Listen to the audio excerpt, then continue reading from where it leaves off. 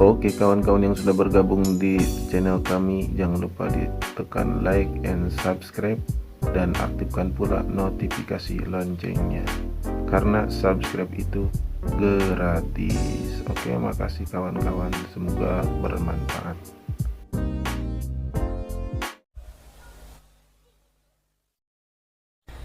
Assalamualaikum warahmatullahi wabarakatuh.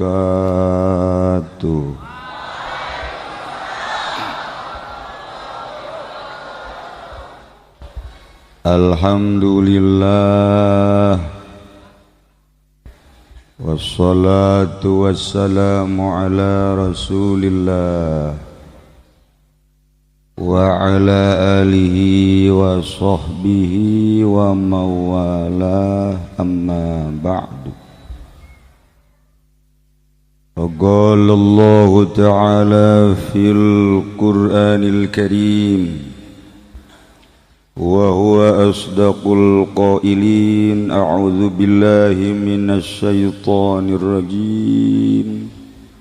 Wa dzakir fa inna dzikra tanfa'ul mu'minin. Al-ayat. Langkung tipayun urang sami-sami nyanggakeun puja sinareng puji ka Gusti Allah anu Maha Suci, nu parantos masihan tina rupa-rupa nikmat ka urang sadayana, terutama nikmat anu kacida pisan ageungna nyaeta nikmat iman sinareng Islam. Shalawat sinareng salam mugia dilimpahkeun ka junjunan alam, Kangjeng Nabi urang Kangjeng Nabi Muhammad sallallahu alaihi wasallam, katut ka para kaluargina oge ka para sahabat-sahabatna rawuh para tabi'in atsbat tabi'in, al-mukarramun para alimil ulama, para asatiz, para qori, bil khusus kakersana Kiai Haji Rahmat Nuti Bogor, parantos masihan mutiara-mutiara spiritual. Urang doakeun mudah-mudahan anjeunna ditangtayungan ku Gusti Allah dalam rangka nanjirkeun agama Allah Subhanahu wa taala, jeung mudah-mudahan kepulangan anjeunna ka Bogor aya dina kasalametan. Para habaib nu alhamdulillah ku urang parantos katingali irungna, sakadenge bahasana anu memang ieu mah kiriman ti planet luar. Alhamdulillah, sebab di planet luar mah memang antik-antik. Salah sahiji anu dikirim ti ditu, ieu mudah-mudahan ulah pati kebal teuing.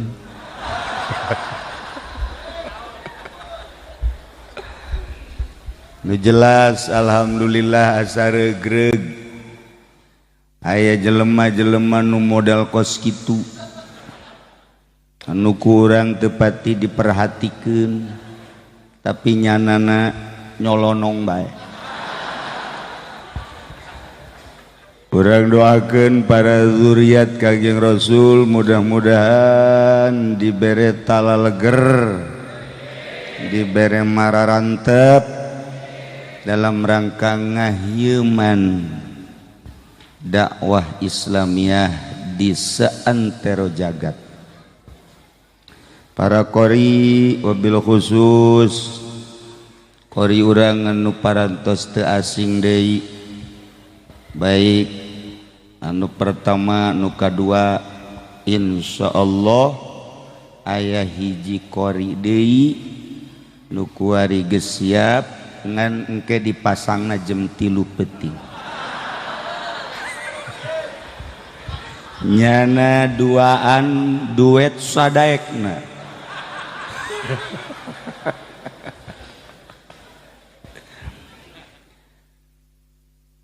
Ketua Panitia Penyelenggara PHBI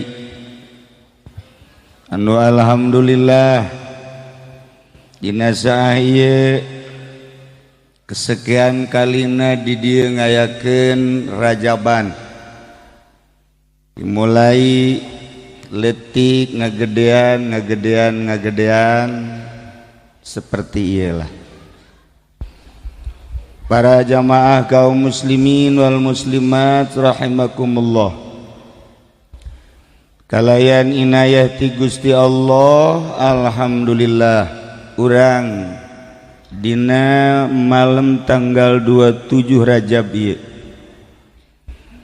dikersakeun ku Gusti Allah kumpul di dieu mengenang kejadian anu terjadi terhadap junjunan alam Kangjeng Nabi urang Kangjeng Nabi Muhammad sallallahu alaihi wasallam dipanggil kuno bogana.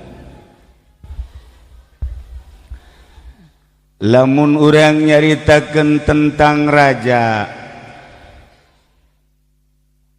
Jokowi belusukan raja urang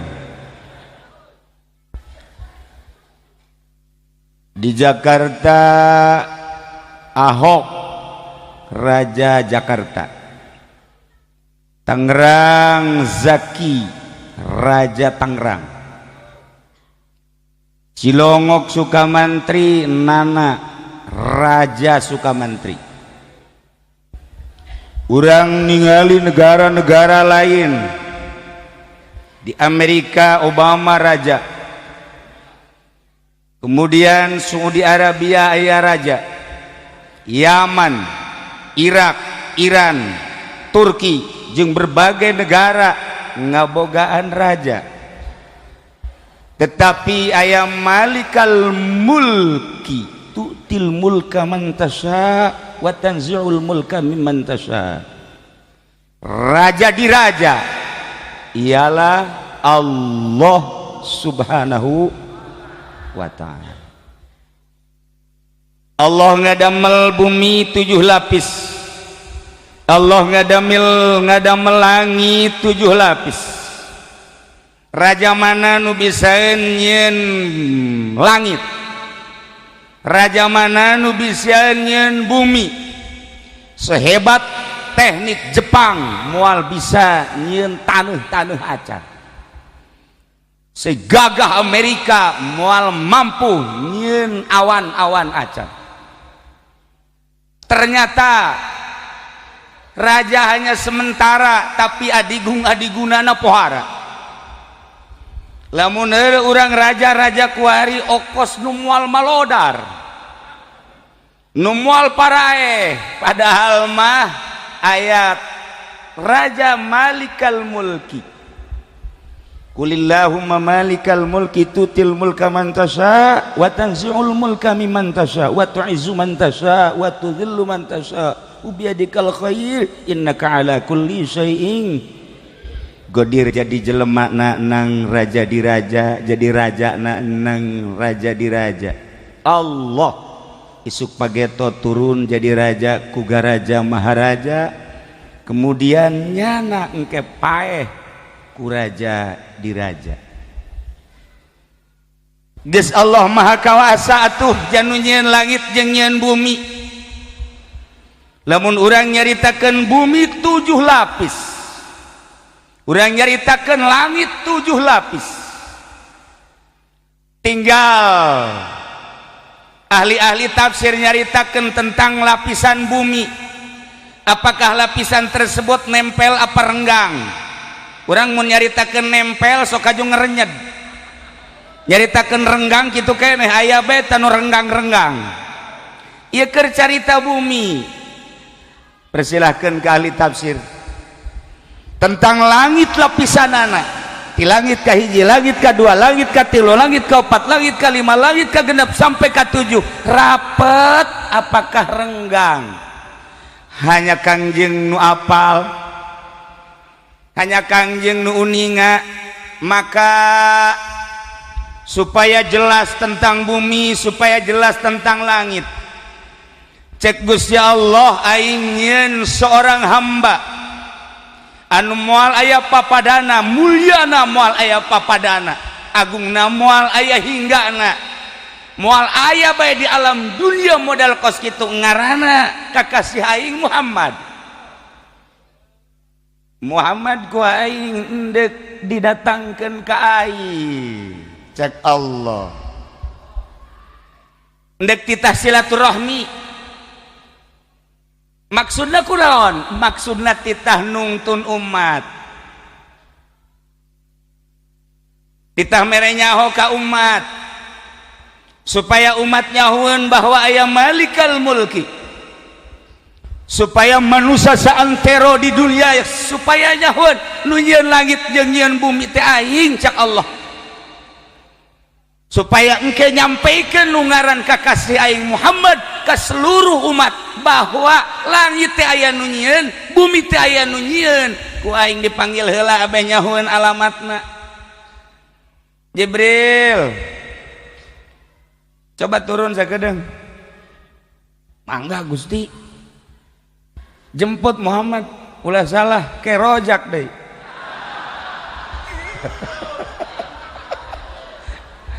Atuh malaikat Jibril mah masalah emang kapolsek atawa abri, salah abri mah puguh teu salah jemput.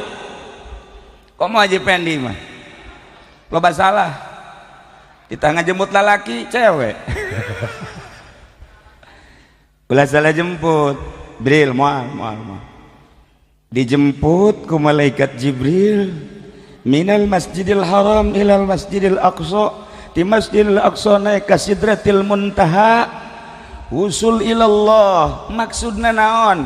Supaya nyaho alamat ka Gusti Allah, setelah nyaho alamat bejakeun Muhammad, aing teh aya nu nyieun langit jeung bumi, jeung bejakeun Muhammad ke seluruh umat, jung kadarieu kitu ka aing, besi teh apaleun alamatna, bejakeun ku hidup Muhammad. Yeuh alamatna, ieu tah nu mantap urang kuari perkenalan jeung Kangjeng Nabi, supaya urang ku Kangjeng Nabi diajak ka singgasana Rabb Allah subhanahu wa ta'ala. Masya Allah. Urang lamun deka belusukan hese kulantaran teu nyaho alamat, kuari urang teu nyaho presiden urang di mana. Boro-boro Presiden Jokowi, presiden urang ieu presiden Tangerang teu nyaho apakah di Tangerang apa di Jakarta, wallahu a'lam teu nyaho. Sanu nyaho coba bupati urang di mana? Henteu nyaho. Kula mah nyaho. Weh rahasia. Aduh. Nyaho lah kajen ku kumaha ge. Teu beres lah.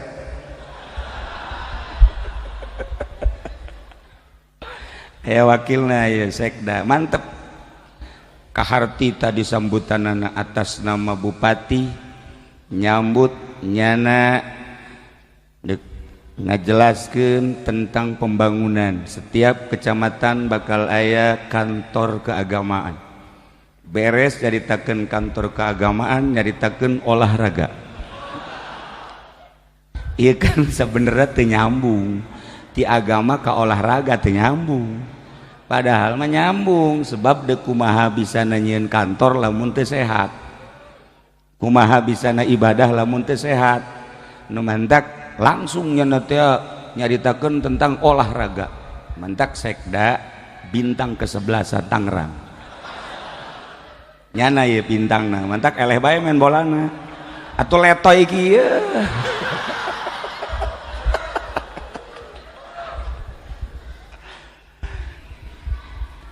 Lamun urang nyaritakeun jemputan Kangjeng Nabi minal Masjidil Haram ilal Masjidil Aqsa sabaraha jarakna, di Masjidil Aqsa ka Sidratil Muntaha sabaraha jarakna, tetapi kunaon sakicep datang, ya Allah ya Rabb.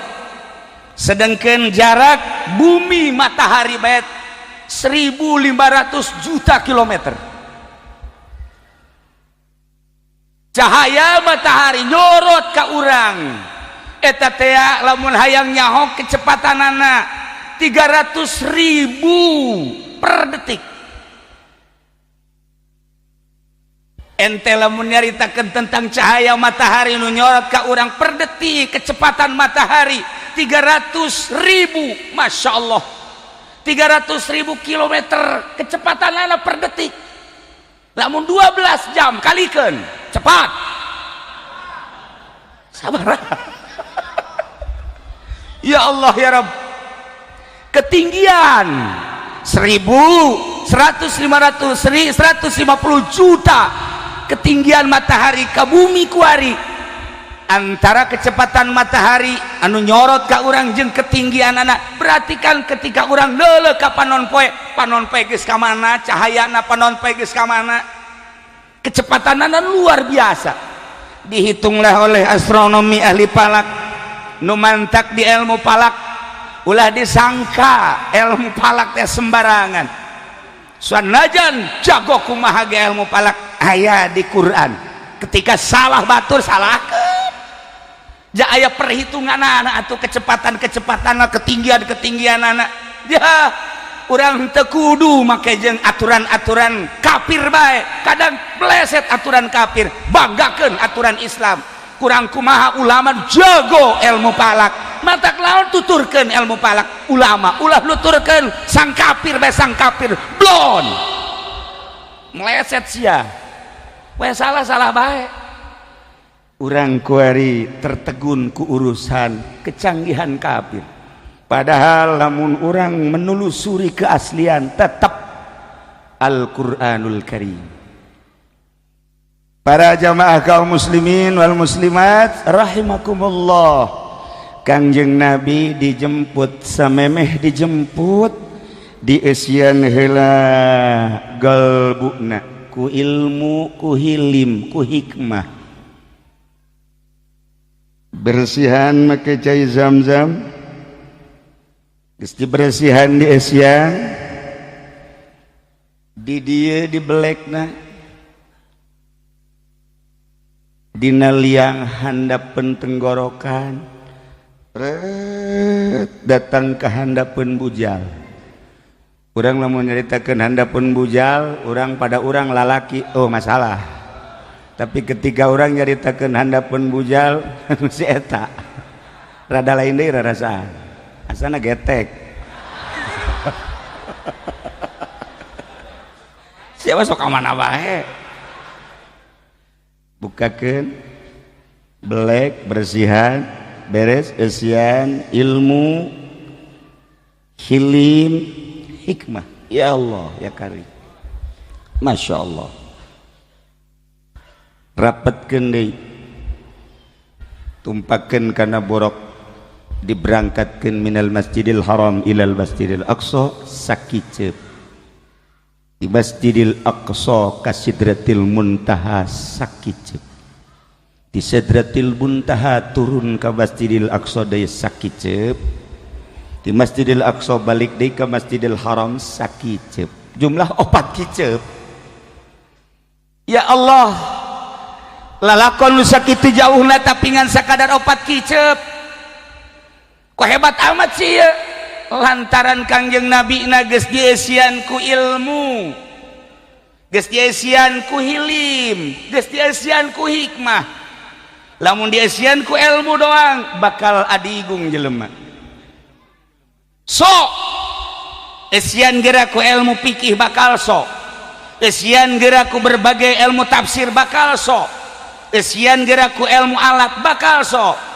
Eta cacak-cacak ilmu pesantren, komo bangsa ilmu di luar pesantren, ilmu formal, cara sekda, polisi abri belah dituan 2 kilo, presiden moal bisa henteu sok lantaran ngan sakadar dieusian ku ilmu. Neule jelema nu teu boga ilmu leutik kabeh ge. Samarukna sekda nyeuleuh jelema teu leutik ya di bawah aing kabeh ge. Kecuali nyala berhadapan jeung bupati kakarak hampura kakarak berhadapan jeung camat mat kemana sia mat komo hansip mat leutik cak sekda sebab naon ngan ilmu eusina nu mantak presiden asa aing ge bogana ngan ilmu doang nu mantak gubernur asa aing ge bogana ngan ilmu doang memantak bupati asa aing doang hei kerajaan aing satungtung aing jadi raja awas siapa aing ulah macem-macem siapa aing tembak siapa aing sebab boga ilmu doang lamun teu dieusian ku hilim moal beres sedangkeun mana aya bupati dieusian ku hilim mana aya sekda boga hilim kuari nyana make kopeah ge batu kuari isuk mah di nelayan sarua bae hilim lain di sekda iya sama kumaha sih jadi itu Palembangnya aslinya orang Tangerang kercarita boro-boro sekda boro-boro bupati kiai ngan boga ilmu takabur teu boga hilim mantak Kangjeng Nabi dieusian ku hilim sekda nu mantak ka dieu teh maksudna mah hayang dieusian ku hilim pacamat ka dieu teh hayang dieusian ku hilim coba kiai pangeusiankeun ieu hilim kos kumaha hilim ini tuh aya hilman aya hilman mah aya hilim mah hilim mah belah ditueun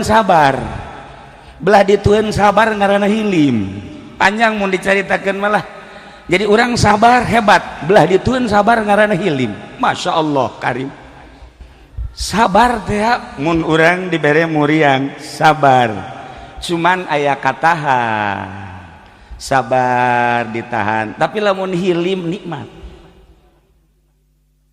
urang teh kuari boga kabogoh kemudian kabogoh urang mutuskeun urang diputuskeun ku kabogoh urang sabar jages ngaji pan urang wasobrun jamil sabar geus lah pokona mah geus aya gerak Allah kajen ku kumaha ge sabar nyeri ngan ditahan sabar tapi hilim mah nikmat eta hilim tadi batak lamun urang carita hilim eueuh deui iwal ti para wali-wali Allah jak kiai ge boga hilim teh carang lamun kiai bae carang boga hilim atuh komo meureunanan pamarentah mah komo pedagang mah kiai bae nu boga hilim hese jasa mentak aya hiji raja nyana resepna nembak kaleuweung jeung asistenna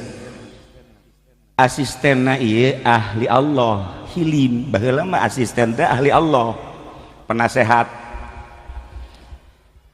raja ngomong asisten nu paling bagus bahasa naon bahasa nu paling bagus mah khair artinya khair bagus jadi naon bae bagus naon bae geus raja bagus bae nu resep bagus nu resep bagus eta adalah pelajaran nu paling antik jeung paling unik salah sahiji pelajaran hilim adalah khair naon bae khair wah bagus aya bawahanana nya hormat ka nya khair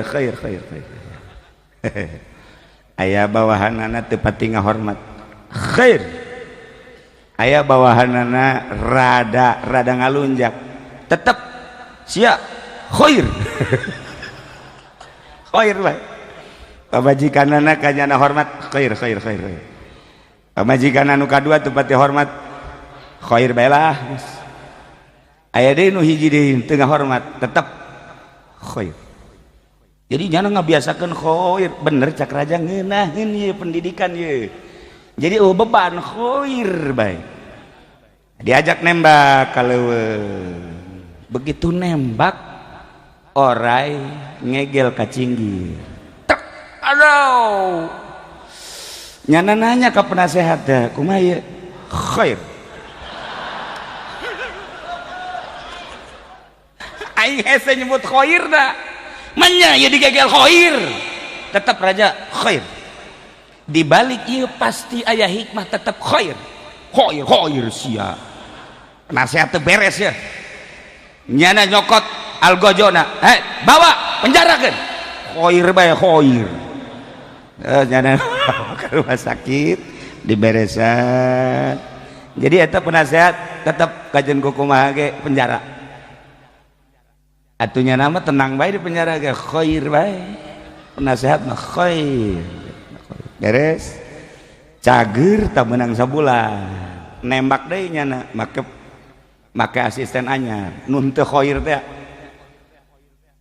begitu nembak kabeneran aya orang pedalaman hutan bangsa Baduy mun katewa ku eta jadi suguhan dewa kebeneran pas nembak cak Baduy iya horeganan dia mangsa aing mau tidak mau tewa cak raja iya mun ditewa kieu kumaha iya nyawan teh raja tidak mau tahu raja ke wakil ke rakyat pokoknya saha nu beunang ku kaula jadi suguhan dewa paeh kajen ku kumaha ge waduh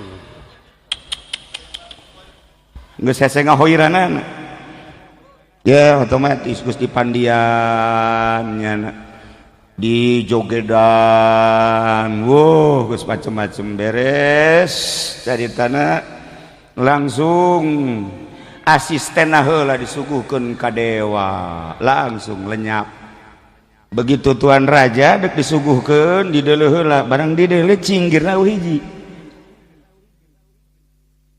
cak orang primitif waduh dewa moal daekeun lamun eueuh cinggiran jadi aya kekurangan ya dewa mah kudu nu sampurna bae lamun aya kekurangan moal daekeun maka cek manehanana bapak tidak jadi saya suguhkan kepada dewa emang kenapa sebab cinggir tidak ada khair kakar kapanggih deui tamin khair bener khair ya kajen ku kumaha ge waduh paingan cak penasehat aing khair bae di balik khair aya khair nyana balik ke kerajaan mana penasehat aing keluarkan kok keluarkan aman begitu keluarkan kunaon ieu diamankan ku sebab gara-gara maneh nganasehatan ka bapa khair baheula eukeur cinggir bapa digegel orai cek maneh khair karasa ku ari ku bapa kitu kunaon atuh bapa pandek disuguhkeun ka ditu jeung penasehat bapa anu anyar gaganti maneh ka dewa haju atuh itu penasehat mah apa geus bapak henteu lantaran cinggir eueuh hiji dewa teu daekeun lamun cinggir eueuh hiji mantak inget ka nasihat maneh khair ternyata eta penasehat ge meluk bae khair kunaon maneh kenceng amat atuh kula ge lamun teu dikapenjarakeun meureun kula anu paeh ka ditu heunya ya ge khair nah hilim teh geus bae dicoba dirasakeun tahan dibalik sesuatu aya hikmah kuajeun ku kumaha ge kenaikan pangkat aya hikmah keturunan pangkat aya hikmah naik sugih aya hikmah turun sugih aya hikmah urang ka dieu urang ka ditu aya hikmah urang dipake karesep ku pamajikan aya hikmah dipake ka bendu ku pamajikan aya hikmah selalu aya motivasi bae kajeun ku kumaha ge iyalah hilim mun teu ngaji bab hilim moal bisa mantap kula kuari mah geus lah moal nganasehatan rakyat dek nganasehatan sekda aing mah awat boleh ti kuari hilim nya engke lamun kapanggih jeung bupati ngaji naon di Cilongok hilim pak coba contohan kula ge can bisa pak hilim ge waduh masyaallah moal bisa sakicep Kangjeng Nabi ti Masjidil Haram ka Masjidil Aqsa lamun teu boga hilim moal bisa nu paling hebat hikmah moal bisa sakicep lamun teu bawa hikmah mah maka urangnya dititah boga ilmu hikmah maka loba santri anu ka Cirebon kapanuragan neangan ilmu hikmah maca kulhu 1000 sapeting salila 40 poe dahar nangan seukur sacomot balik teterak ditembak ieu hikmah jurig sama kos kitu mah lain Habib Rozak ngumpulkan keris batu segala rupa malah mah aya nu datang ka imah kula edan kunaon ieu edan lantaran peuting ngagosokan batu bae jadi nyana kasurupan orang aya batu nu nyurup batu aya nu nyurup kasurupan tina kiai kuari ka mana batuna geus dipikeun atuh lain bawa ka dieu emang dek kumakeun sugan bae panitia masjid kasurupan deui ieu teh batu da eta teh hikmah jurig lain eta hikmah mah saluhureun hilim Masya Allah mun sabar bae urang geus hese ditambah ku hilim sangat sulit ditambah deui ku hikmah sangat sulit Masya Allah Kangjeng Nabi mah teu hese sebab dicician bukakeun bersihan cicikeun plek tutupan deui ngeunah beuh urang lamun kos kitu mantep masak datang ka imah geus siap besok siap masing-masing nu seukeut black ku sorangan set golbu black isuk dikubur atuh ngesian hilimna make guru mursyid ku sorangan mah hese urang kudu boga guru wa tarusyamsa idza tala'at tazawwaru an kafim zatal lamini atakrihum zata shimal wa hum fi fajatim dzalika min ayatillahi may yahdillahu fa huwa muhtadi wa may yudlil falan tajid lahu waliyyan mursyida kudu boga waliyyan mursyida anu ngasupkeun ilmu mantak ngaji unggal peuting santri ngaji unggal poe santri ngaji deui terus mingguan ngaji deui bulanan eta teh ngasup-ngasupkeun ilmu hilim jeung hikmah maksudna abeh bisa hiber mantak Habib Rozak mah di imah teh sok kikian hiber enggak nih gua nih ini terbang enggak nih aja lolonja baru dikit cek janda terbangnya sakulah tuh air lolonja letik itu mah tuh moal paeh maning ti luhur munara ka handap sekaligus wassalam Habib Rozak selesai isdet. Nah itulah para jamaah kaum muslimin wal muslimat rahimakumullah lamun urang geus dieuseun ku ilmu hilim jeung hikmah sarua jeung Kangjeng Nabi bisa sakicep minimal urang 10 kicep Kangjeng Nabi kaluhur ka Sidratil Muntaha sakicep atuh urang 10 kicep bisa nu mantak dipertanyakeun apakah bisa semacam Kangjeng Nabi Isra Mi'raj.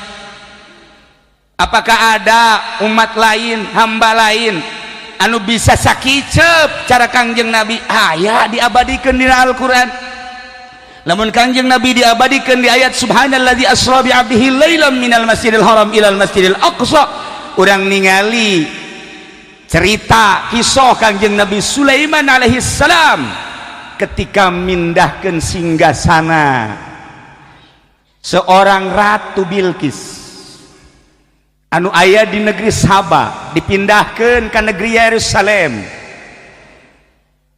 Kanjeng Nabi Sulaiman merintahkan sahanu paling jitu setan tetap sapoe jin tetap berjam-jam aya seorang hamba Allah anu henteu kacaritakeun henteu kadengekeun hanya hamba anu rudin hamba anu biasa Asip ngaranna jadi orang Asep ya Asip nyana siap mindahkeun kumaha cek Kanjeng Nabi Sulaiman kesiapan maneh abdi siap mindahkeun singgasana Raja Bilqis ti Saba Yaman ka dieu ke Yerusalem sakumaha tuan bentak kicep memeh bentak geus aya di dieu woi mantep leuwih ti mantep tah mantap sekali Jogja tah mah mantap sekali, wah enak sekali.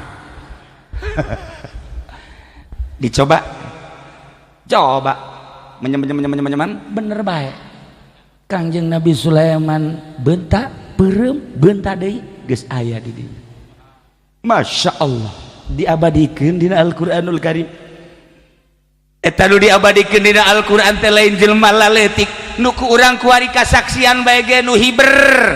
Nu urang kuari jaho Syekh Mansur Buyut Mansur ti Mekah ka Banten sakicep Kiai Khalil Bangkalan ti Mekah ka Madura sakicep nu ku urang di Zarahan Syekh Abdul Muhib Pamijahan ti Mekah ka Mekah dia ka Tasikmalaya sakicep ya Allah ya Rabbi marukan kumaha lamun urang geus dieusian ilmu, hilim, hikmah, maka sarua urang ge bisa datang ke Allah. Tinggal neangan ilmuna ye hayang kos kitu apa aya ye di SMP aya we SMA di kuliah di mana atuh ayana, di mana teh ilmu kos kitu ayana. Lamun ente bisa hiber dek ka mana maksud, coba ayo coba kira-kira lamun bisa hiber dek ka marana, dek nanya panitia aing mah Rusdi sia mun bisa hiber dek ka mana Rusdi? Bali belum deh coba atau ke Bali mah teman ping wah terberes. Nah gitulah para jamaah nu mantek kembali deui ka diri urang endek teu ka Allah, tanya awak urang kesiapan urang dek ka Allah datang ka mana, sehingga urang endek teu ka sorga, tanya awak urang ketika urang nanya ka awak urang siap endek ka sorga apa endek kesiapanana datang ka mana. Ketika henteu siap dek ka sorga berarti siap dek ka neraka, siap henteu siap ka neraka aya di diri urang, ulah neangan jauh-jauh. Kos aya jelema kukulintingan wali ya katukang kahareup kapanggih ku santrina mama ieu katukang kahareup naon loba omong aya geur teangan naon nu diteangan kunci leungit kunci neangan muridna kulantaran teu kapanggih bae penggede ge nareangan kabeh mun kuari mah polisi abri ilu nareangan ya sekda neangan lah deh neangan suka kaler ka kidul ka wetan ka kulon nyanana kieu kapanggih henteu geus sapoe dua poe diteangan kunci teu kapanggih. Ditanya mama ieu nu leungit kunci naon sagala rupa aya di dinya sabendel cakna leungit kabeh kunci atuh mama ieu kumaha bisa leungit kieu nya eta teangan deui teu kapanggih kulantaran teu kapanggih bae ditanya nu bener mama leungitna di mana, leungitna di jero imah. Apa nih tangan di luar di jero imah mah poek cek dina ai di luar mah caang sugan bae adi nu caang bloon cenah mama tah ai leungit di jero imah di tangan di luar atuh mah kapanggih-panggih. Cak mama pugu sia nu bloon aing teh deuk nyapertikeun kebloonan sia teh boga kunci di jero hate kunaon atuh eta kunci di jero hate. Kunci naon bae ge aya, kunci Allah aya, kunci surga aya, kunci neraka aya, kunci sugih aya. Tah lamun ngadenge sugih coba kunci susah aya, kunci naon bae ge aya di jero hate. Kunaon haju sia neangan di luareun hate. Bloon mama teh sia nu bloon. Jiheu nya urang bloon ka lain mama sian bloon goblok. Aing mah nyontoan doang. Tuh jadi emang ai jeung wali mah hese okos tu salah tapi bener. Mantak lamun tingkah hiji jelema ahli Allah sing hade mandal tadi Indonesia Raya eta kan kos tu bloon sabenerna mah bloon asli.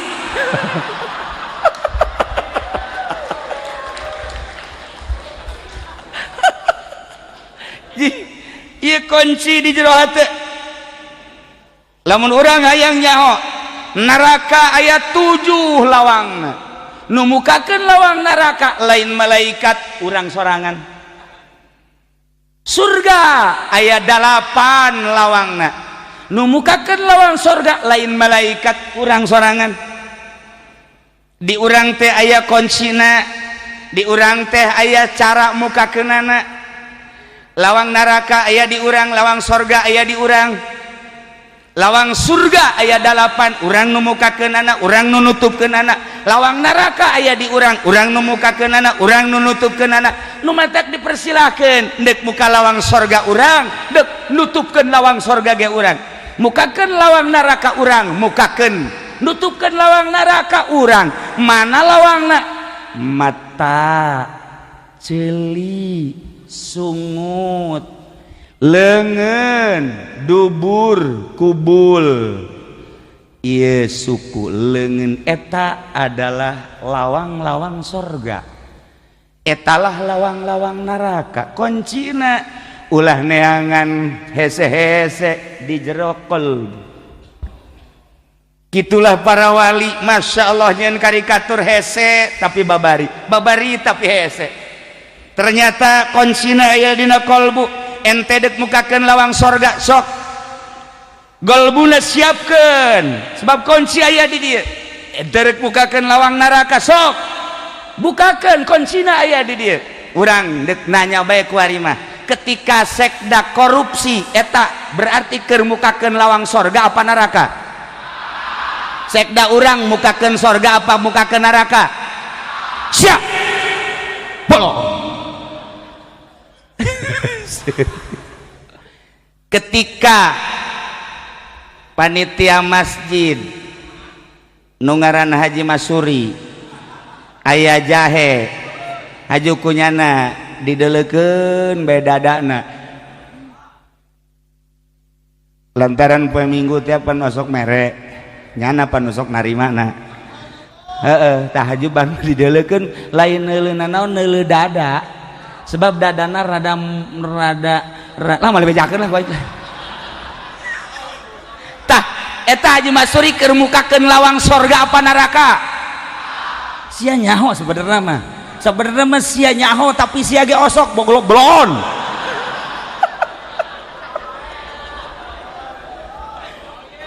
Lamun urang peting-peting main bola sok jam sabaraha kana? Jam sabaraha? Jamna. Tuh. Lamun teh disetel main bola kiai haju nonton main bola eta kiai keur mukakeun lawang sorga apa neraka? Coba tunjuk mana kiaina cepat.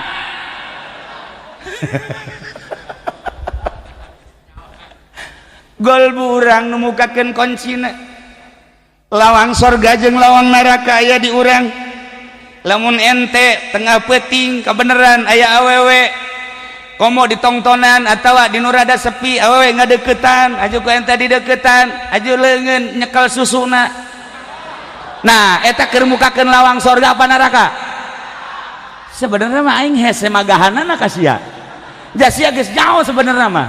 Kuari mah perbandingkeun bae lah perbandingkeun. Ieu sebenarnya sararia lobaan mukakeun lawang sorga apa lobaan mukakeun neraka? Jawab.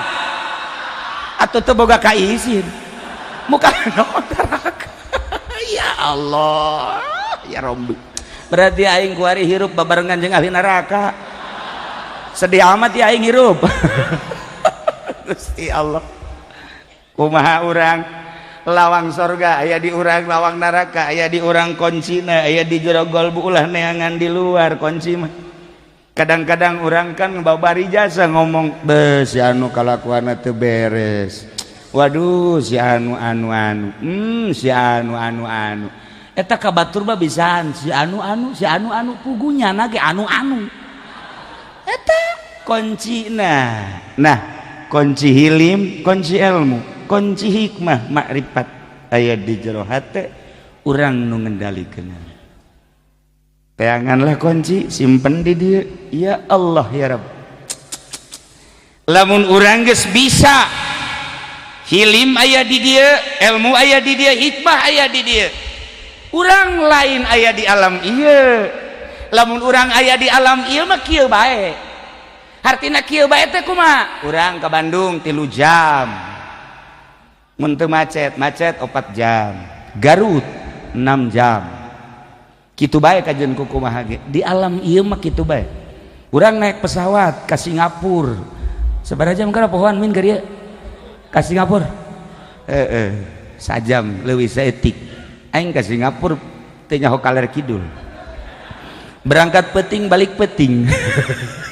Ka Singapura pernah tapi teu nyaho beurang. Cak batur Singapura rame cak aing mah henteu. Sepi Singapura teu manggih jelema hiji-hiji acan. Sebab aing mah berangkat ti dieu peuting zarah ka makam memeh subuh balik deui. Subuh geus aya di Jakarta. Jadi teu jauh beurang ka Singapura teh. Ngan ulah eleh sumpah doang batur nyaritakeun Singapura geus aing ge. Enggak, saya ke Singapura. Ketika ditanya rame Kiai, tanya orang rame mah sepi Singapura. Lamun orang aya di alam ieu bae mah kieu bae. Singapura sejam setengah. Orang ke Mekah 9 jam. Orang ke kitu Eropa 18 jam. Ke Amerika 18 jam. Kitu bae di alam ieu mah. Ketika orang aya ilmu, hilim hikmah jeung makrifat, dibukakeun hijab fakashafna anka ghita'ak pabasarukal hadid blak, dibuka ku Gusti Allah. Ulah di alam eta atuh capek. Cok sok kadieu sub ka alam nu eta. Disebutna alam malakut. Urang kuari di alam mulki, lamun urang geus dibukakeun fakashafna anka ghita'ak, urang asup ka alam malakut, disebut alam malaikat. Di alam malaikat mah, di alam malaikat perbedaanna per hari 50.000. Sapoe di ditu di alam malaikat di urang 50.000 tahun. Sakali deui sapoe di alam malaikat, alam malakut, di alam urang 50.000 tahun. Masya Allah. Ta'rujul malaikat warruh ilaihi fi kulli yaumin kana miqdaruhu 50 sana 50 alfas sana. Ta'rujul malaikatu, naraik malaikat, warruh berikut malaikat Jibril ketika mawa ruh-ruh urang diangsongkeun ka Gusti Allah, ilaihi ka Gusti Allah. Fi kulli yaumin unggal poe miqdaruhu kana miqdaruhu nu aya ukuranana 50 alfas sana 50 tahun. Sapoe di alam malaikat 50.000 tahun di alam urang. Masya Allah. Tikalkan ke urang boho hese nu bata kecepatanana luar biasa. Sub ke alam eta Mekah salengkah, Madinah salengkah, sub ke alam eta Banten salengkah, sub ke alam eta hayang ka mana urang. Kangjeng Nabi diasupkeun ke alam nu eta. Sakicep ke Masjidil Aqsa, sakicep ke Sidratil Muntaha, sakicep turun, sakicep ke Masjidil Haram. Kangjeng Nabi na geus nyaho alamat. Kangjeng Nabi teh kapan uswatun hasanah? Laqad kana lakum fi Rasulillahi uswatun hasanah liman kana yarjullaha wal yaumal akhir. Kangjeng Nabi teh contoh mun Kangjeng Nabi na geus dibere nyaho ka alamat Gusti Allah. Kita dibejakeun ka umatna nu penting ilmu, hilim, hikmah jeung ma'rifat bakal akur jeung Kangjeng Nabi. Sok gerage urang ilmuwan golbu urang hiliman gerage geus dihiliman, dihikmahan jeung di ma'rifatan. Wow, fakashafna anka ghita'ak. Buka pabasarukal yauma hadid, mata urang lain mata nu ieu bakal cekas nerowong lain bae nu ieu lauhil mahfuz kadeuleu. Kahandap bisa, kaluhur bisa.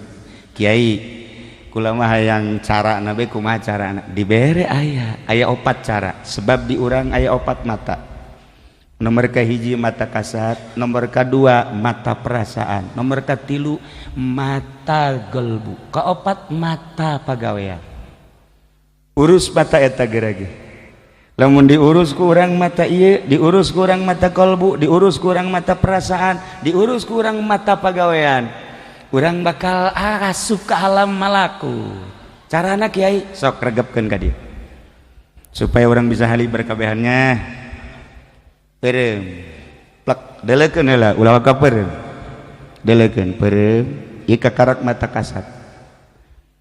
Kuari Allahu Allahu Allahna asupkeun ka irung. Tarik Allah keluar, irung kudu dileuleuh. Ku mata perasaan Allah Allah Allah. Naik, awas bisa hali berkabeh ya. Tenang lah, iya kan pelajaran hibreh supaya hali geus beres peureum ieu hu Allahna di irung, kuari asupkeun ka kolbu, ulah napas. Sabaraha lila Kiai sekitar setengah jam. Tuh kan ulah napas ya isuk hiber ke kuburan panggilannya dikubur sekda. Oh atuh hayang belajar kos kitu kudu menang sambarangan, kudu tapak heula tina dahar tina nginum sabara poe, tapak heula mata ulah pake dedeleuhan, tapak heula ceuli sebab ieulah mata ieulah lawang-lawang anu bakal ngarusak dek dikasorgakeun berarti lawang narakana kudu ditutup, mata ditutup lawang narakana, ceuli tutup lawang narakana, irung tutup pinarakaeunana, sungut tutup narakana supaya muka lawang sorgana. Berarti kan kudu dibimbing zikirna teu sembarangan zikir kakarak bisa ieu maksudna naon kiai ngomong gitu, ternyata Kangjeng bisa hiber urang ge mun endek hiber bisa. Kiai kula hayang jasa hiber hayu ndek ka imah kiai ayo mau sapi sia ka imah sapi hiber kage ajeun kukumaha lamun urang geus hiber diluhurkan ngeunaheun pleng aju urang diluhurkan ngalamun aing ka mana kulantaran kebal teuing ngalamun ragag aju ragagna ka laut teu kacaritakeun ieu sakadar nyaritakeun ternyata aya petunjuk-petunjuk cara Kangjeng Nabi. Lamun Kangjeng Nabi dibere buruk eta kan bahasana bahasa Kangjeng Nabi. Lamun dimodif ku ahli tasawuf ahli thariqah buruk tina barkun teh artina kilat berarti sakicep sarua Kangjeng ge ngan Kangjeng lamun ngomong kos kitu ieu kan dek diabadikeun di Al-Qur'an geus lain di sorga bae urang boga kendaraan buruk jakuari ge urang boga jakuari ge urang bisa jalain Kangjeng Nabi bae nu naik buruk. Kangjeng Nabi Ibrahim pernah naik buruk, Kangjeng Nabi Musa pernah naik buruk, pernah hampir nabi-nabi nu sejan lantaran wow jeung Gusti Allah pernah mi'raj ka Gusti Allah geus naik buruk atuh lain para nabi para wali ge geus naik buruk hi atuh buruk teh kilat Masya Allah karim. Nah urang teh kudu pinter sebab lamun bodoh bae hese carita jelema bodoh bahaya. Aya jelema naik pesawat ka Mekah bodoh ya jelema bodoh ya kan di pesawat teh di hareup mah kelas bisnis. Kula ya pernah naik pesawat kelas bisnis horenganan tersiksa di kelas bisnis teh kudu make bahasa Inggris bae. Ai di kelas ekonomi mah urang teh waktu disuguhan waktu henteu di kelas bisnis mah jam sabaraha bae urang hayang cai teh kopi teh roti teh dan sebab bebas di kelas bisnis mah ngan bahasana Inggris.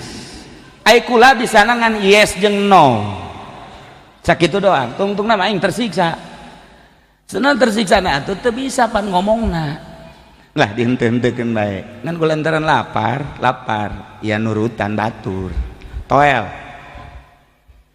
nyana ngomong make bahasa Inggris kukula dibejakeun maksudnya aing hayang kos kitu tah nyana seri yes benar datang aing nu nyana mah gede nu aing leutik ya leutik amat sih asana teu seubeuh bener mah teu seubeuh ieu kan urang hayang nambah ngomong naon geus beak pan tadi hanjakal dibeakeun lamun aya mah kitu setengah Noel kos kieu deui gitu kan ngeunah ieu geus beak hese tersiksa aing bisnis. Nah iya ya bisnis. Nah aya urang Banten pan urang Banten mah karampungan min karampungan urang Banten jeung kumaha aing bae urang Banten mah tanya sekda ge naik kapal di Mekah begitu naik kapal neuleuh di kelas bisnis burung lalega nyana diuk di dinya tere bae pramugari geus ngomong bapak mah kursinya bukan di sini, ini nomornya di belakang. Wah, sarua mayat. Bisa. Aduh. Bisa. pramugari nggak sesele melalui pramugara. Cek pramugara, Pak mohon maaf ini kelas bisnis, Bapak kelasnya ini di belakang, yuk saya antar. Wah siapa naonan mayar aja sarua naon dia nggak, saya pilot turun turun tangan pilot. Cek pilot tidak akan diberangkatkan kapal ini sebab penumpangnya ini di kursi ini kelas bisnis, Bapak mohon maaf ya supaya kita berangkat ini ke belakang. Ya siap kos aing teu mayar bae boloon sia bisa berangkat bae guys, ayo guys sarua. Wah cek pilot kakarak manggih kos kieu guys urang berangkat bae guys, berangkat ngan pilot mohon coba aya kiai di dia ya maksudnya coba doakan supaya kemundur. Ayah geus langsung ka luhur eta bosnya bos anu di kursi bisnis nangtung bae nya nama pan gengsi dekat tukang gengsi nyabure teh kos mamin gitu tah ke banyak ieu kursi aing ieu barang di dieu waduh Banten ieu pan ari marah pannya nama golok pan kamu mau golok pan. Kiai turun tangan ngaharewas, mundur ke tukang, bener ya bos naik di bisnis diukna turun eta kabeh heran ku pramugari tenurut ku pramugara tenurut ku pilot ke tenurut tapi ku kiai nurut. Nah dek nanya bae ka kiai, hampura kiai eta sih bisa nurut gitu kumaha diharewas, gampang kumaha kieu ngaharewasna. Bapak dek ka mana? Dek ka Mekah. Hampura mun dek ka Mekah mah korsina di tukang nu di dieu mah ka Mesir. Bapak iri ka Mesir di dieu bae. Oh aing atuh ka Mesir sakjana. Turun ya ke tukang. Eta bodoh teh dibawa kos kitu eta. Sakapal ge sakjana waduh aing aturan ka Mesir sakjana. Eta bodoh ilmuwan di dieu na hese atuh ilmuwan makajen ku kumaha ge barang datang teh ka Jidah cenah ka Mesir ja Mekah keneh. Pilot hampir dibunuh ku nya goblok cenah sia ja ka Mekah kabeh. Eta baduy ilmuwan mah hese atuh kajen ku kumaha ge endek ka Allah kudu aya ilmuwan. Sarua birokrasi ge urang dek ngadirikan perusahaan lamun urang eueuh ilmuwan atuh kandas kajen ku kumaha ge urang dek ka Allah eueuh ilmuwan atuh salah kajen ku kumaha ge tetep bae kudu make ilmu. Okos Ki Junaidil Baghdadi ngayakeun pengajian lambat laun ribuan, begitu ribuan gubernur raja milu ngaji, begitu milu ngaji langsung kan gubernur nawaran kaki Junaid, Kiai kula geus jadi murid Kiai ya alhamdulillah kulantaran kula ieu gubernur di dieu kula kan jadi murid Kiai maka kula endek menawarkan jasa butuh naon Kiai bantuan ti kula keur meujeuhna ngajabat. Ki Junaidil Baghdadi mah tungkul bae kieu. Barang tangga teh kula mah kieu bae Bapak Gubernur harap supaya libur ngajina ulah ngaji. Kaget gubernur. Mama, ai kitu kasinggung ku bahasan teu. Ai kitu keheul ka kula henteu. Kula mah ngajak ka Allah, henteu kasinggung teu keheul. Tapi kok kula tita ulah ngaji? Ulah bae heulanan lah. Ente kula mah yang jelas desa ulah ngaji kumaha ieu maksudna ulah ngaji sebab Bapak Gubernur ngarobahkeun hate kaula kamari ieu kula ngaji lillahi ta'ala ngajak manusia dek diajak ka Allah resep teu resep pokona dek di ka Allahkeun kasinggung teu kasinggung dek di ka Allahkeun urusan kasinggung jeung teresep urusan pribadi. Tapi ketika gubernur nawaran ngagelok hate kaula ketika ditawaran kubur gubernur hayang naon jeung kebutuhan naon maraka cabang hate kula hayang ngabangun ieu hayang ngabangun itu waduh cak kula lamun aing ieu diteruskeun ngaji gubernur di hadapan aing anu cilakana batur mah datang ka kos kitu ngaji sebab naon aya ilmuwan coba tawaran kaki Budoli Jaki Budoli atuh aing mah teu ditawaran proposal geus ka ditu ieu tah wali mah kos kitu aya nu nawaran robah hate aing cilaka aing kamari aing ngajak ka Allah kuari berarti aing geus hayang ka sia hayang ngahormat aing ka sia kajian teh diajian ku sia aing daripada cilaka aing di akhirat wali aya naonan ilmu hilim hikmah jeung marifat Masya Allah aing teu bisa hiber gara-gara gubernur ngaji aing teu bisa hiber gara-gara raja ngaji daripada aing teu bisa hiber kajian teu ngaji gubernur ka aing jeung teuing aing mah urusan kanaraka jana boh kejemah amat gitulah para wali Allah Masya Allah karim nah ialah orang lamun nyaritakeun tentang asup ke alam eta duh indah jasa Kangjeng sakicep sebab lain di alam mulki aya di alam malakut ketika Kangjeng naik ka langit kahiji kapanggihlah jeung Kangjeng Nabi Adam naik ka langit kadua kapanggihlah jeung Kangjeng Nabi Yahya Isa naik ka langit katilu kapanggihlah jeung Kangjeng Nabi Yusuf naik ka langit kaopat kapanggihlah jeung Kangjeng Nabi Idris naik ka langit kalima Kangjeng Nabi Harun naik ka langit kagelep kapanggih jeung Kangjeng Nabi Musa naik ka langit katujuh kapanggihlah jeung Kangjeng Nabi Ibrahim alaihis salam nu mantak ternyata langit geus bae ku ahli tafsir wabah di tafsiran ternyata langit renggang antara langit kahiji jeung langit kadua jeung langit katilu sebab Kangjeng kapanggih jeung para nabi di langit-langit tertentu ya Allah ya Rabb tah urang kuari wesul kurni ketika Kangjeng Nabi Mi'raj aya nu keur ayun-ayunan di handapeun aras naros Kangjeng Nabi ka malaikat Jibril aya teh saha nu ayun-ayunan umat anjeun Muhammad saha ngaranna Uwaisul Qurni keur naon eta di dinya istirahatnya nama di dinya teh nikmat jasa istirahat ayun-ayunan di handapeun aras ya Allah Ki Pudoli istirahat di Citra Ki Wahab istirahat di Puri Aji Pendi mah geus lain di Puri jeung lain di Citra deui nya mah geus lain deui di Keramat Tunggak nya mah ngan geus eueuh kuari Keramat Tunggak istirahat teh ya Allah ya Rabb Masya Allah karim wali Allah iya istirahat tiada penaras gideg Kangjeng Nabi eta hamba Allah dicaritakeun ku Kangjeng Nabi lamun geus aya di alam eta alam malakut komo lamun geus aya di alam jabarut geus hese nyaritakeun ada Kangjeng diantar ku malaikat Jibril datang ke alam malakut ketika dek ke alam jabarut malaikat Jibril teu sanggupeun dititah milu ayo Jibril pan tadi babarengan teu bisa lain wilayah emang lah aya wilayah kula mah alam malakut ketika naik ke alam jabarut lain wilayah kula henteu saya tiba oh Muhammad lamun kaula naik ke alam jabarut geseng awak kaula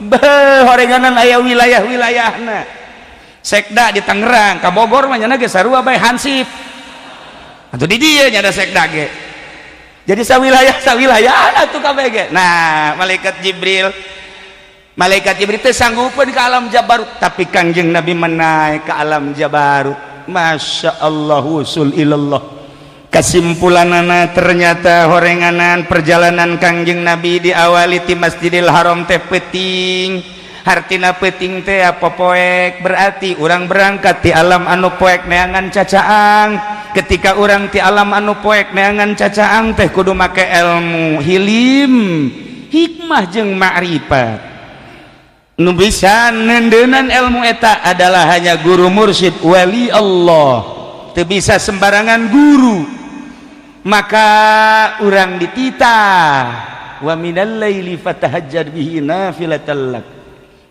ti peuting kudu hudang sebab ti peuting adalah lambang poek ketika Kangjeng Nabi diberangkatkeun ti peuting lain ti beurang ieu hiji ibroh hiji contoh bahwa hamba nage ketika endek usul ilallah ulah sare ti peuting eueuh hiji waliullah nu peutingna sare moal aya nu mantap Habib Rozak mah sajem 3 beng SMS cihuy asal jam 3 jam 2 nyeneng SMS kula mah kajenting teu boga HP tapi nyaho horenganan lain tas zikir tas sosonoan jeung pamajikanna ngaroko bae cihoy huhuy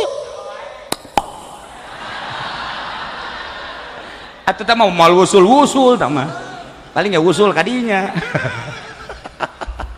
wa minal laili fatahajjad nafilatan lak lamun jelema geus dibere daek tahajud tidak terkecuali mungkin pejabat, mungkin pedagang, petani, komo santri, kiai, ustad mantap jasa sebab nyana keur berangkat di tengah keheningan malam poek buta rata lambang popoek hayang menta cacaan sebulan, 2 bulan, setahun, 2 tahun akan terasa gerak hudang peting teh bakal manggih kanikmatan jam 2:30 urang hudang batur sarare bakal kapanggih jeung sesuatu pasti jasa sabulan 2 bulan macan kapanggih tapi satahun mah mungkin kapanggih hujan rada ngereceh eueuh nu liwat kemudian suara hening masya Allah urang na hudang pasti bagi papanggihan teu kebel aya sesengitan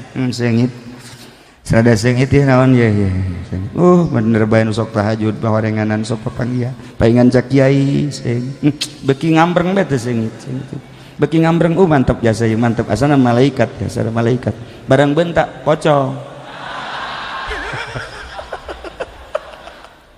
pocong urang nyatu jeung pocong para jamaah kaum muslimin wal muslimat rahimakumullah tetep kudu dieusian ku ilmu sebab lamun bodoh dongeng hiji deui terakhir nu bodoh ye nu bodoh aya jelema bodoh ieu mah hese kan nu bodoh mah hese bae heueuhan ge ente kunaon betah mau bodoh atuh ieu mah bodoh tapi nyana wiridan bae wiridanana menang di buku lain menang di kiai di wirid bae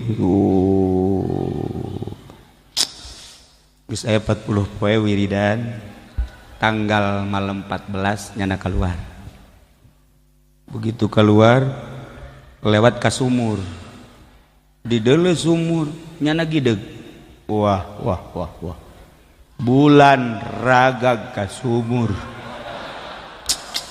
cilaka waduh iya kan kudu disalametkeun ceuk lamun bulan teh disalametkeun ieu cilaka bahaya kajen kumaha ge sebab can orang adanya bulan raga kasubur kakara kuari gegeraan bae nyana langsung ka imah ketrok palawang cak pamajikan aya naon ka bulan raga kasumur coba ka dia tambang nu bener ka nyana nyokot tambang panjang terus tungtungna digagaetan gitu tah dibawa ku nyana kasumur pamajikan milu mana ka tuh jija bener cak pamajikan jauh teh bulan Masya Allah cak yana eta bulan ragag aju ku kakak digaet cak yana digaet ku jono tambang dikahandapkeun kebeneran nyangkut di jero nyangkut tuh berat cak yana aduh kak mangkaning bulan mah gede cenah eta berat atuh berat aju kuduaan atuh duaan jeung pamajikanna 1 2 boto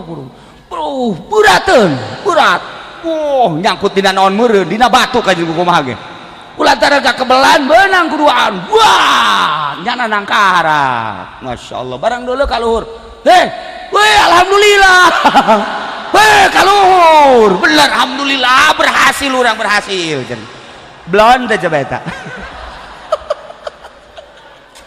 si bodoh ka jeung kumaha ge tetep bae bodoh bae aju nyana sasalaban jeung pamajikanna bu kakak hadena aya kakak lamun eueuh kakak atuh bulan terus-terusan di sumur itu kakak teh ya cak janapan kakak mah sekda aduh teu bareres nah ieu ilmu nu penting para jamaah kaum muslimin wal muslimat rahimakumullah lamun urang nyaritakeun tentang perjalanan Kangjeng Nabi indah sebab naon urangna cinta ka Kangjeng Nabi iman ka Kangjeng Nabi kajen kumaha ge moal anggeus sebab tama diabadikeun ku cinta moal beak urang nyaritakeun Kangjeng Nabi andai kata tatangkalan dijadikan pena, laut dijadikan mangsi, jang nyipatan Kangjeng Nabi moal beak, boro-boro nyipatan Kangjeng Nabi, nyipatan kaboga urang ge sarwiti anggeus urang nyeun surat yang sarwiti teu beak-beak. Masya Allah, kutulis sepucuk surat ini di keheningan malam. Setelah kutulis, akan kukirimkan surat ini ke pangkuan. Niscaya surat ini akan berlayang.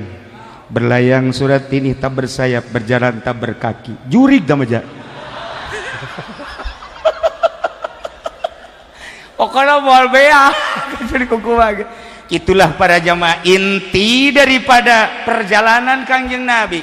Kangjeng Nabi teh dijemput titah ka Gusti, tapi ulah ditekadkan bahwa Gusti di luhur. Ieu mah keur carita bahwa Kangjeng teh wusul ilallah. Wusul ilallah madeg di mana bae Kangjeng Nabi Musa di Gunung Tursina, Kangjeng Nabi Ibrahim di jero seuneu, Kangjeng Nabi kitu Yusuf di jero sumur dan lain-lain sebagainya. Nah, Kangjeng Nabi dibere oleh-oleh ku Gusti Allah Muhammad, oleh-olehna salat. Maksudna tina 50 nu geus kamari caritakeun perkecil jadi dah 5. Maksudna ieu salat teh paranti wusul ka kaula cek Gusti Allah. Maneh geus nyaho alamat bejakeun ka umat maneh ketika umat maneh hayang ka kaula. Salat nu mantak as-salatu mi'rajul mu'minin. Salat adalah naikna munggahna mukminin.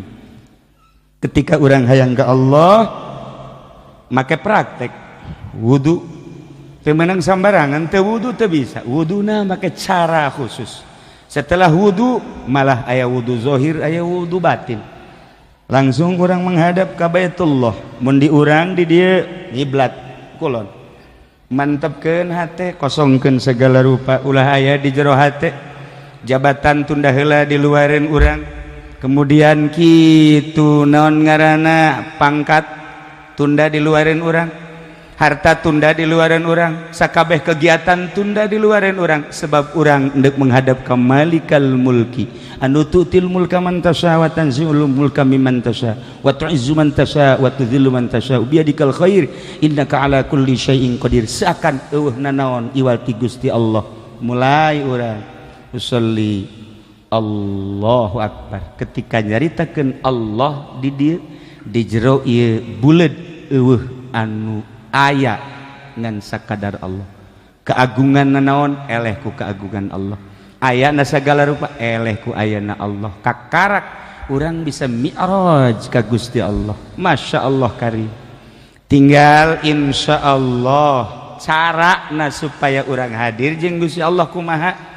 Insya Allah kemun pajang umur merah hari cara na kumaha. Nah, supaya Allah aya di dieu teh kumaha carana? Aya cara. Sebab awak urang teh sebagai gambaran kendaraan. Isuk pagi tuh ketika roh keluar baja awak urang mah dipikeun ka leuweung teu saha cenah bapa urang nu ku urang dicintai rohan mah kaleuweungkeun, cenah ieu teh raja urang dikaleuweungkeun bae, cenah ieu kakasih urang dikaleuweungkeun bae. Komo musuh mah hirup kana ge kaleuweung bae habak kabeh kaleuweung. Aya roh, maka supaya hadir roh nu suci, sebab supaya kapanggih jeung nu maha suci, roh urang suci ndek berhadapan jeung nu maha suci. Carana kumaha? Aya di kolbu urang, kuncina aya di kolbu urang, tinggal carana praktekna. Insyaallah iraha waktu urang bahas supaya urang mantep menghadap ka Gusti Allah Subhanahu wa taala. Nu jelas oleh-oleh Kangjeng Nabi geus teu asing deui salat salila urang hirup sing hade ulah dileungitkeun, ulah ditinggalkeun. Salat satungtung normal di diri urang, akal urang laksanakeun salat, sebab salat adalah jang paranti ke Allah Subhanahu wa taala. Urang ngadoa mudah-mudahan urang kabehan dikuatkeun iman, dicintakeun ka Gusti Allah urang supaya cinta ka Gusti Allah, cinta ka Kangjeng Nabi urang supaya urang di akhirat urang babarengan jeung Kangjeng Nabi urang, Kangjeng Nabi Muhammad sallallahu alaihi wasallam. Sakumaha tadi urang berangkat tina popoek supaya menang cacaang, urang kuari neangan cacaang, urang terapkeun cacaang ala kadar saperak 2 perak di masjid. Yuk urang babarengan maca sholawat jang neangan cacaang supaya urang dibawa ku cacaang masjid. Salatullah salamullah ala taha rasulillah salatullah salamullah ala yasin habibillah tawassalna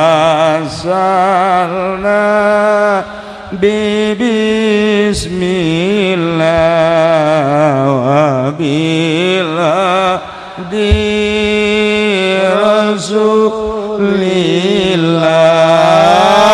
wa kulli mujahidin lillah bi ahlil badri Allah salatullah salamullah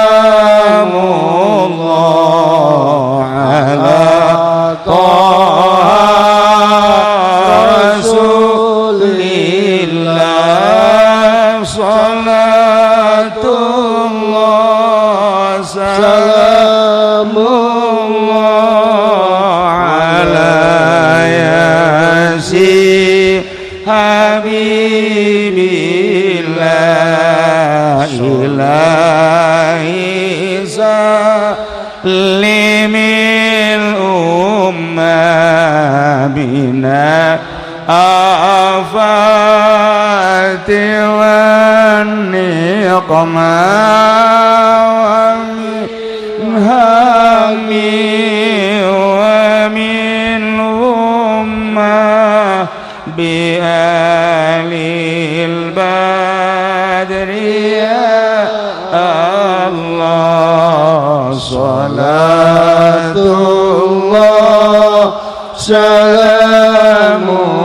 salamullah ala taha rasulillah salatullah salamullah ala yasin habibillah tawassalna bi bismillah wa biladi rasulillah wa kulli mujahidin lillah bi alil badri ya Allah ilahi salimil ummah minal afati wan niqmah wa min hammi wa min ummah bi alil badri ya Allah salatullah salamullah ala taha rasulillah salatullah salamullah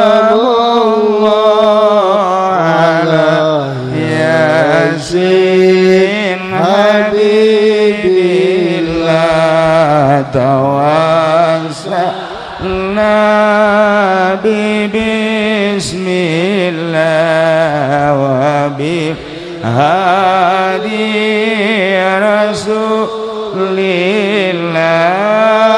wa kulli mujahidin lillah bi alil badri ya jamaah kaum muslimin wal muslimat rahimakumullah, hapunten tina samudaya kalepatan sareng kakiranganana, terutama ka papasekta nu mantak kukula diwanian lantaran nyana geus daftar tadi di imah kula bahwa nyana deuk siap bareng jeung pacamat untuk mengikuti pengajian mingguan. Maka orang doakeun mudah-mudahan panjang umur, selama ngajabatna mudah-mudahan diberi jujur jeung adil, setelah nyana ngajabat mudah-mudahan bisa mantep ibadah ka Gusti Allah, bisa menyatu babarengan jeung urang khususna anjeunna umumna sadayana. Urang ngadoa Allahumma sholli wa sallim ala sayyidina Muhammadin fil awwalin wal akhirin barik wa sallim wa radiyallahu ta'ala an sadatina ashabi sayyidina rasulillahi ajma'in. Amin ya Allah ya rabbal alamin. Allahumma arham ummata sayyidina Muhammad, Allahumma ajbur ummata sayyidina Muhammad, Allahumma aslih ummata sayyidina Muhammad, Allahumma farrij an ummati sayyidina Muhammadin sallallahu alaihi wasallam. Allahumma anfa'na bima 'allamtana wa 'allimna ma yanfa'una wa zidna ilman wa yaqinan. Walhamdulillahi ala kulli hal wa na'udzu billahi min kulli hali ahli an-nar. Rabbana taqabbal minna innaka antas samiul alim wa tub alaina innaka antat tawwabur rahim. Allahumma hdina siratal mustaqim, Allahumma hdina siratal mustaqim, Allahumma hdina siratal mustaqim, siratal ladzina an'amta alaihim minan nabiyyin was-siddiqin wasyuhada'i was-shalihin wa hasuna ulaika rafiqa. Dzalikal fadlu minallahi wa kafa billahi alima. Allahumma ya syahidan ghaira ghaibin wa ya qariban ghaira ba'idin wa ya ghaliban ghaira maghlubin ij'al min amrina ya Allah faraja wa makhraja ya sariqal mustasyiqin wa ya ghawthal mustaghithin innaka ta'lamu makanana wa ta'lamu halana wa la yakhfa 'alaika syai'un min umurina. Rabbana atina fid dunya hasanah wa fil akhirati hasanah wa qina azabannar wa shalli wa sallim ala jami'il anbiya'i wal mursalin walhamdulillahi rabbil alamin wallahul muwaffiq ila aqwamit thariq. Wassalamu alaikum warahmatullahi wabarakatuh.